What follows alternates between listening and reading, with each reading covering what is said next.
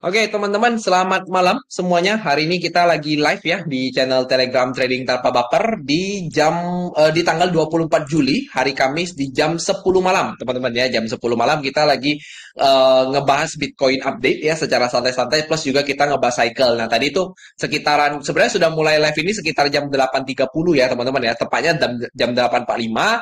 Nah, di jam 8.45 itu kita ngebahas yang lain-lain, teman-teman ya, yang altcoins gitu ya, yang spot, yang private pembahasan lah, pembahasan-pembahasan yang tidak bisa di-share secara publik, teman-teman ya. Nah, first of all, teman-teman ya, kita happy to say ya, happy to say kita ini aku lupa sih, terakhir kita YouTube lagi ngebahas itu di wormhole ya. Ini sih kita udah kasih tahu lah ya Bitcoin ATH Party ya. Tapi kita bisa ngomong currently kita melihat banyak sekali ya altcoin-altcoin yang sudah recover ya cukup jauh, seperti si Ethereum itu sudah di 3.700, dan Bitcoin currently juga masih sideways saja gitu ya. Tidak ada penurunan yang penurunan yang besar, teman-teman ya.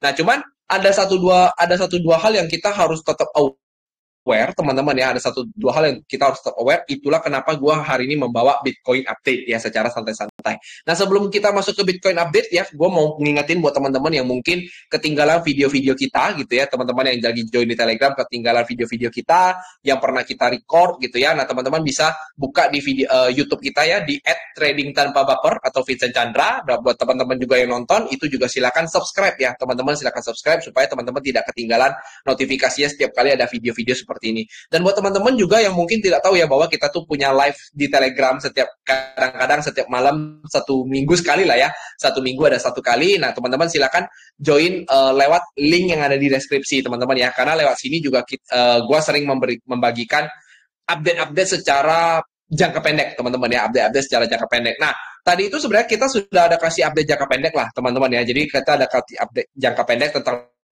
Bitcoin gitu ya. Jadi kalau kita lihat Bitcoin ini overall masih sideways gitu ya, karena kebetulan kita berada pada fase Mercury retrograde ya, which is fase Mercury retrograde itu dimulai dari tanggal 17 Juli. Dan Mercury retrograde sebenarnya kalau kalian tidak familiar, kalian boleh cari di Telegram TTB Crypto, itu ada gua share ya, kalian cari kata kuncinya Mercury. Nah, gua ada share riset gua tentang fase Mercury retrograde ya, fase Mercury retrograde dan pengaruhnya ke harga Bitcoin gitu ya, pengaruhnya ke harga Bitcoin. Nah, teman-teman bisa lihat dari situ. Dan kalau kita lihat memang dari tanggal 17 Juli ya, kalau kita buka dari perspektif daily, nah kita mungkin buka dulu semuanya ya.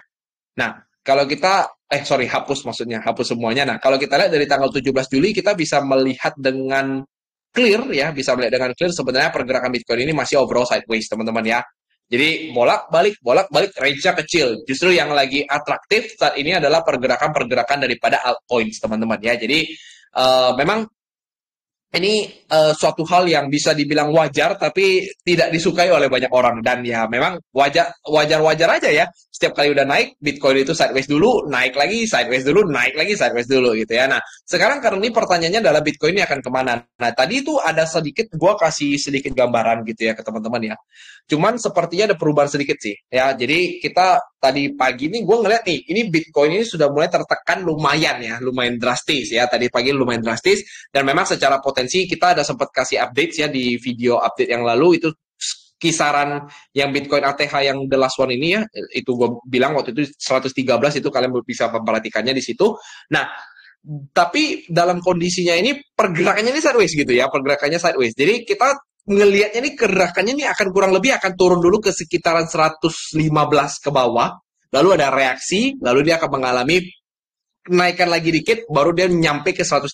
Ini yang tadi kita lihat. Nah, cuman per sekarang kita lagi live ini, per tadi lagi live banget, itu tiba-tiba nih Bitcoin ini mengalami structure break lagi.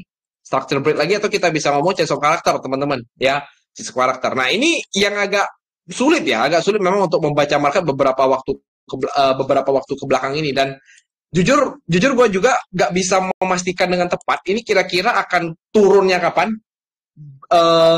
selesainya juga kapan gitu, teman-teman. Nah, cuma apa yang kita perlu aware adalah gitu ya, yang kita perlu aware adalah tentu ya, pertama hal yang kalian harus tahu bahwa rata-rata altcoins itu udah pada naik ya. Pertama ya, tentunya kalau kita lihat si Ethereum itu sudah mendekati all time high. Ini sudah pernah kita bahas beberapa kali. Bitcoin juga sudah all time high gitu ya, dan ini di cycle update sebelumnya ya di 3 minggu yang lalu, ini which is video yang cukup penting ya untuk teman-teman mengetahui cycle-nya kurang lebih seperti apa. Di sana itu ada sempat gue ngebahas tentang Bitcoin ya. Bitcoin itu potensi pertama target yang kemungkinan tercapai itu adalah kalau kita perhatikan dari extra retracement-nya, kita bisa melihat bahwa 121.000 ya, 121.000 itu adalah targetnya teman-teman. Ya, 121.000 itu adalah targetnya. Nah, 121.000 ini currently sudah terkena dan Bitcoin itu lagi sideways. Dan ini memang sesuai dengan yang kita harapkan, ketika kita memberikan cycle update di sini. Nah, waktu itu gue ada sempat kasih tahu ke teman-teman bahwa kalau kita hitung-hitungan secara matematika, total ini kan ada potensi kenaikannya sampai ke 4,3 triliun something gitu ya, 4,4 sampai 4,4 ya teman-teman ya, kebayang kita sebutnya seperti itu. Which is sekarang itu di 3,86. Ya, kita ngomong di 3,86 sekarang. Nah, artinya kalau kita cek sekarang, itu kurang lebih masih ada kenaikan 10% nih. Ya, kenaikan 10%, which is kalau dari 3,8 naik ke 4,3, berarti kurang lebih kenaikannya tuh 500 billion. 500 miliar US dollar. Nah, pertanyaannya adalah 500 miliar US dollar itu akan datang dari Bitcoin atau akan datang dari Ethereum dan lain sebagainya. Nah, kebetulan banyak orang yang ngomong all season, teman-teman ya. Kebetulan banyak orang ngomong all season. Jadi, gue juga adalah tipikal orang yang lumayan percaya bahwa tetap nanti ujung-ujungnya altcoins akan kebagian jatah. Dan sekarang pun kalau kita perhatikan satu persatu sudah mulai kebagian jatah. Mulai dari Ethereum, mulai dari Solana, mulai dari XRP, dan juga koin-koin lainnya yang mulai performing. Ya, jadi sebenarnya di kondisi ini tuh kondisi yang cukup enak ya, cukup enak buat teman-teman itu bisa melakukan pembelian maupun teman-teman itu melakukan posisi buy ataupun long. Ya, buy ataupun long. Namun tetap teman-teman harus berhati-hati karena kenapa? Nah, secara short term, gue tidak yakin bahwa Bitcoin ini akan tetap berada di sini. Ya, tetap berada di sini karena tentu kita tahu ya, namanya harga lagi naik, orang-orang apalagi kalau lagi all time high itu euforia semua. Nah, euforia semua pasti otomatis secara market maker-nya, secara logika dasar market maker, itu pasti dia akan melakukan penjualan, teman-teman. Ya, dan secara perspektif teknikal, area yang paling ideal untuk kita membeli itu kurang lebih di 100-an ini, teman-teman. Ya, di 113-an sampai 111 gitu. Ya. Nah, dan kalaupun sampai Bitcoin ini naik, nah kemungkinan ada satu supply yang kalian bisa perhatikan, yaitu di sekitar 121.000 sampai 122.000. Ini adalah supply yang berdekatan dengan Fibonacci yang sebelumnya itu, dan juga kalau kita lihat di sini di di time frame 45 menit di sini terbentuk ada satu order block yang ditinggalkan cukup lama. Ini order block ini kebentuk di tanggal 8.30 ya, jam 8.30 tanggal 14 Juli hari Senin. Nah, sampai saat ini order block itu belum dijemput sampai sekarang, teman-teman ya. Dan itu kondisinya tuh membuat Bitcoin itu sebenarnya mengalami yang namanya change of character. Ya, ini pada perspektif lower time frame, teman-teman ya. Pada perspektif lower time frame. Cuma pergerakannya ini yang tricky. Pergerakannya tricky banget ini. Ya, pergerakannya tricky banget. Nah, maka ada kemungkinan sih ya, Bitcoin akan sideways-an dan ya melanjutkan si altcoin-nya yang performan gitu ya, performan sampai mungkin Bitcoin-nya sampai ke sini baru dia balik lagi ke bawah. Jadi tetap skenario-nya itu tetap kayak gini, teman-teman. Skenario-nya adalah either dia mau turun dulu atau dia naik gitu ya, atau dia naik dulu baru turun, baru dia lanjut naik gitu. Nah, lanjut naik ini yang nanti kita masih belum bisa jawab. Sampai hari ini gue masih belum bisa jawab apakah dia akan all time high atau tidak. Ya, kenapa gue bisa ngomong seperti itu? Karena gini, total market cap yang tadi kita ngomong secara butuh 500 billion ya, total market cap. Kita buka dulu total market cap yang butuh 500 billion dari harga sekarang ya, dari harga sekarang untuk mencapai targetnya yang butuh 500 billion lagi. Itu bisa kita bilang kalau kalian buka ke cryptocurrency punya market cap gitu ya, overall cryptocurrency punya market cap. Nah, 500 billion itu sebenarnya kalau kita bagi rata aja gitu ya, katakan Bitcoin naiknya 100 billion, yang lain naik 400 billion, itu sangat-sangat make sense, teman-teman. Ya, karena di kondisi ini kita bisa lihat XRP itu performing cukup well. Ya, sampai 190. Sekarang market cap-nya hampir mau 200 billion. Ya, Ethereum sudah 450. BNB masih ada. Ya, Solana pun juga ikutan perform. Tron pun perform, teman-teman. Jadi kita nggak bisa ngomong ada 1-2 kripto yang bahkan tidak perform. Jadi sebenarnya memang kita ini sebenarnya sudah berada di all season. Sebenarnya kita sudah berada di all season. Ya, cuman ya mungkin harapan orang-orang itu kan biasanya adalah harusnya tinggi kok, harusnya sekali naik 100%, sekali naik 200%. Sayangnya tidak bisa begitu. Kita tuh harus bagi-bagi kue, teman-teman ya. Kita bagi-bagi kue ke para market cap yang kecil-kecil ini, teman-teman.